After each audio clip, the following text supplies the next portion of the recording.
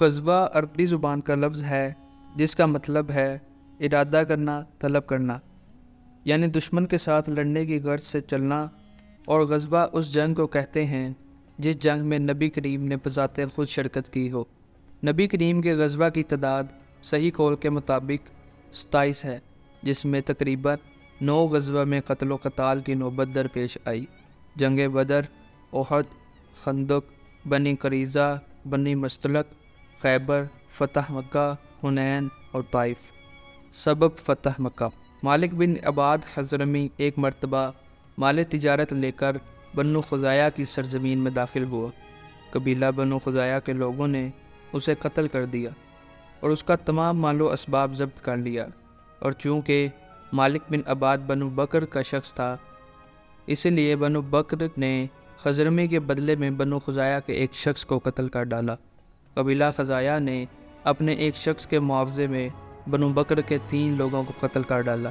زمانہ جاہلیت سے زمانہ بعثت تک ان دونوں قبیلوں میں اختلافات چل رہے تھے کہ اسلام کی تبلیغ شروع ہو چکی ہے، اور سارے کفار اسلام کی مخالفت میں مشغول ہو گئے، اور یہ سلسلہ حدیبیہ میں ایک معاہدی صلح ہو جانے کی وجہ سے منقطع ہو گیا تھا، اور دونوں قبیلے ایک دوسرے سے مامون اور بے خوف ہو گئے تھے۔ دوسری جانب بنو بکر نے اپنی دشمنی نکالنے کا موقع غنیمت سمجھا، چنانچہ بنو بکر میں سے نوفل بن معاویہ دہلی نے وہاں اپنے ہمراہیوں کے رات کے وقت حملہ کیا، اور بنو خزاعہ کا ایک چشمہ تھا جس کا نام وطیر تھا، وہاں بنو بکر نے قبیلہ بنو خزاعہ کے ایک شخص کو مار ڈالا۔ قبیلہ بنو خزاعہ کے لوگوں نے بھاگ کر مکہ مکرمہ میں بدیل بن وقار کے مکان میں پناہ لی، لیکن بنو بکر کے لوگوں نے اور رؤسائے قریش نے قبیلہ بنو خزاعہ کے لوگوں کو گھر میں گھس کر مارا اور نہایت ہی ظلم و ستم کیا۔ اس طرح عملاً قریش نے حدیبیہ کا معاہدہ توڑا، کیونکہ بنو خزاعہ نبی کریم کے معاہد تھے، اور یہی معاہدے کی خلاف ورزی فتح مکہ کی وجہ تسمیہ بنی۔ فتح مکہ: نبی کریم صلی اللہ علیہ وسلم 10 رمضان المبارک بمطابق 8 ہجری 4 شنبہ یعنی بدھ کے روز تقریباً 10,000 کا لشکر جرار ہمراہ لے کر غزوہ فتح مکہ کے لیے مدینہ سے روانہ ہوئے۔ آپ خود بھی روزے سے تھے اور صحابہ کرام رضی اللہ تعالیٰ عنہ بھی روزے سے تھے۔ آپ صلی اللہ علیہ وسلم نے روزے کی حالت میں سفر کیا۔ جب مقام قدیر پر پہنچے تو قدیر اور اسفان کے درمیان ایک چشمہ ہے، تو آپ نے پانی طلب کیا اور لوگوں کو دکھلا کر دن کے وقت افطار کیا۔ معلوم ہوا کہ آن حضرت صلی اللہ علیہ وسلم جس وقت مدینہ سے روانہ ہوئے تھے تو اس وقت آپ اور آپ کے تمام اصحاب روزے سے تھے۔ مکہ کے قریب اثناء سفر صحابہ کرام کی مشقت کے خیال سے آپ نے صبح کے وقت روزہ افطار کیا، اور صحابہ کرام نے بھی روزے توڑ دیے۔ اول تو سفر فی نفسہ باعث مشقت اور تکلیف دہ تھا، پھر یہ بھی کہ سفر جہاد تھا، اس لیے آپ نے افطار کیا کہ ایسی حالت میں روزہ رکھنے میں ضعف و کمزوری سے جہاد فی سبیل اللہ کے لیے نقصان ہو سکتا ہے۔ اسی وجہ سے حدیث مبارکہ ہے، یعنی سفر میں روزہ رکھنا نیکی نہیں، ہاں اگر سفر میں کوئی مشقت نہ ہو تو روزہ رکھنا ہی افضل ہے۔ اور ارشاد باری تعالیٰ ہے، یعنی مریض اور مسافر کے لیے افطار جائز ہے لیکن روزہ رکھنا افضل ہے، اور یہی امام اعظم رحمہ اللہ کا مسلک ہے کہ سفر میں اگر مشقت کا اندیشہ نہ ہو تو روزہ رکھنا افضل ہے۔ ادھر قریش کو یہ خبر ملی کہ رسول اللہ مدینہ سے روانہ ہو چکے ہیں، اس لیے ابو سفیان بن حرب اور حکیم بن حزام اور بدیل بن وقار اسے تلاش میں نکلے کہ حضور کا پتہ لگایا جائے۔ جب یہ لوگ مہر الزران پہنچے تو ایک لشکر نظر آیا، پھر دور دور تک آگے کی روشنی دیکھ کر گھبرا گئے۔ ابو سفیان نے کہا، یہ کس کی جماعت ہے؟ بدیل بن وقار نے کہا کہ بنو خزاعہ معلوم ہوتے ہیں۔ ابو سفیان نے کہا کہ بنو خزاعہ کے پاس اتنا لشکر کہاں سے آیا؟ ادھر سے حضرت عباس رضی اللہ تعالیٰ عنہ اپنے گھوڑے پر گشت لگاتے ہوئے آ نکلے۔ ابو سفیان نے ان کو دیکھ کر فرمایا، افسوس اے ابو سفیان، یہ محمد اور ان کا لشکر ہے۔ اب قریش کی خیریت اسی میں ہے کہ آپ کی اطاعت قبول کر لیں۔ ابو سفیان نے کہا حضرت عباس رضی اللہ تعالیٰ عنہ سے، ابو الفضل، کہ تمہارے صدقہ جائے، بتاؤ رہائی کی کیا صورت ہے؟ حضرت عباس رضی اللہ تعالیٰ عنہ نے کہا کہ میرے اس گھوڑے پر سوار ہو جاؤ۔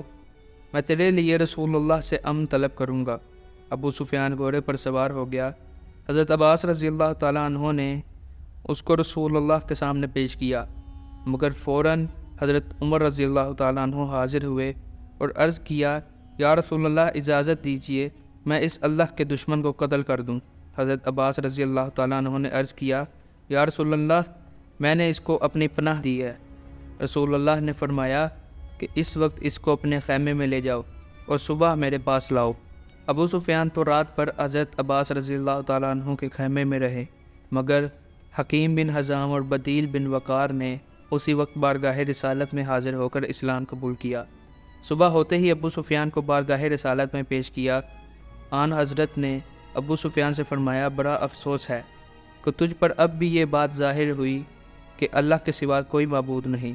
ابو سفیان نے عرض کیا، میرے ماں باپ آپ پر قربان، آپ کیسے حلیم و کریم ہیں، صلح رحمی کا آپ کو کتنا خیال ہے، بے شک اللہ کے سوا کوئی معبود نہیں۔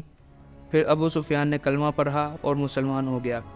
حضرت عباس رضی اللہ تعالیٰ نے عرض کیا، یا رسول اللہ ابو سفیان سرداران مکہ میں سے ہے، فخر کو پسند کرتا ہے، آپ اس کے لیے کوئی امتیازی بات عطا فرمائیں۔ اللہ کے رسول نے فرمایا کہ جو ابو سفیان کے گھر میں داخل ہوا اس کو امن ہے، جو مسجد حرم میں داخل ہوا اس کو امن ہے، اور جو اپنا دروازہ بند کر لے اس کو بھی امن ہے۔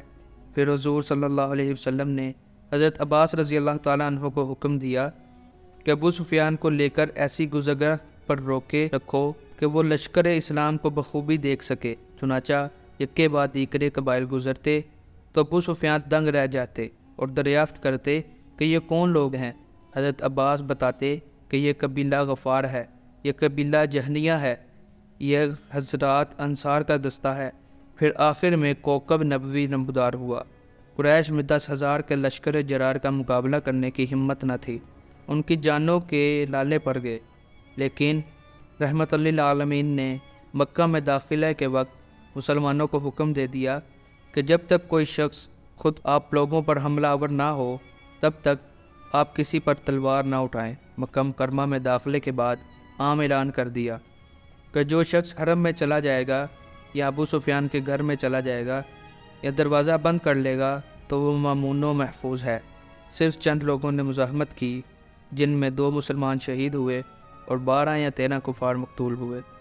ساتھ ہی ساتھ آپ صلی اللہ علیہ وسلم نے چند گستاخ اسلام مردوں اور عورتوں کے متعلق حکم دیا کہ جہاں کہیں بھی ملیں فوراً قتل کر دیے جائیں، اگرچہ وہ استار کعبہ کا غلاف پکڑے ہوئے ہی کیوں نہ ہوں۔ انہی میں ایک عبداللہ بن خطل تھا، یہ مسلمان ہو گیا تھا۔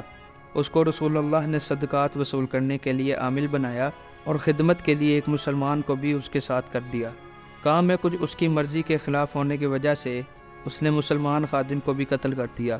پھر قصاص کے خوف سے مرتد ہو گیا اور مسقات کی جانوروں کو لے کر بھاگ گیا۔ پھر یہ بدبخت آن حضور کی ہجوم میں اشعار پیش کرتا تھا۔ اس بدبخت کے 3 جرم تھے، اول ناحق قتل کیا، دوم مرتد ہو گیا، سوم آپ کی ہجوم میں اشعار کہتا تھا۔ اعلان کے بعد معلوم ہوا کہ ابن قتل استار کعبہ سے چمٹا ہوا ہے۔ آن حضور نے فرمایا کہ اس کو وہیں قتل کر ڈالو۔ چنانچہ ابو برزہ اسلمی اور سعد بن حریف رضی اللہ تعالیٰ عنہ نے اس کو وہیں جا کر قتل کر دیا۔ رہا یہ شبہ کہ حرم میں قتل، تو اس کا جواب ہے کہ روز اللہ رب العزت نے اپنے نبی کے لیے صبح سے عصر تک حلال کر دیا تھا۔ فتح کے بعد نبی کریم صلی اللہ علیہ وسلم مسجد میں داخل ہوئے اور بیت اللہ کا طواف کیا۔ اس وقت یہاں 360 بت رکھے ہوئے تھے۔ آپ نے ان بتوں کو چھڑی سے گرانا شروع کیا اور زبان المبارک سے پڑھتے جاتے تھے، جال حق وزحق الباطل، حق آ گیا اور باطل مٹ گیا۔ خانہ کعبہ کے اندر سے سارے بت نکال دیے گئے۔ تمام شرک کی علائشوں سے کعبہ کی تطہیر کے بعد آن حضرت نے حضرت بلال اور حضرت اسامہ بن زید کے ساتھ اندر داخل ہوئے اور نماز شکر ادا فرمائی۔ اس کے بعد بیت اللہ کی توحید و تکبیر کی آوازوں سے منور کیا۔ پھر دروازہ کھول کر باہر تشریف لائے تو کیا دیکھتے ہیں کہ مسجد حرام لوگوں سے کھچا کھچ بھری ہوئی ہے۔ سارے لوگ صف بستہ نبی کریم صلی اللہ علیہ وسلم کے منتظر تھے۔ نبی کریم صلی اللہ علیہ وسلم دروازے پر تشریف فرما ہوئے اور آپ نے یہ خطبہ دیا جس کا خطاب نہ صرف عرب بلکہ صبح قیامت تک آنے والے ہر مومن مرد و عورت کے لیے تھا کہ اللہ کے سوا کوئی معبود نہیں، اس کا کوئی شریک نہیں۔ اس نے اپنا وعدہ سچا کر دکھایا کہ اس نے اپنے بندے کی مدد کی اور دشمنوں کی تمام جماعتوں کو تنہا شکست دی۔ اے کفار قریش، اب جاہلیت کا غرور اور نسب کا افتخار خدا نے مٹا دیا ہے۔ سب لوگ آدم سے ہیں اور آدم مٹی سے بنے تھے۔ اس کے بعد آپ نے قرآن کریم کی یہ آیت تلاوت فرمائی: اے لوگو، ہم نے تم کو مرد و عورت سے پیدا کیا اور تمہارے قبیلے اور خاندان بنائے تاکہ آپس میں ایک دوسرے کو پہچانو، اور در حقیقت اللہ کے نزدیک سب سے زیادہ بزرگ وہی ہے جو سب سے زیادہ خدا ترس ہو۔ اللہ تعالیٰ علیم و خبیر ہے۔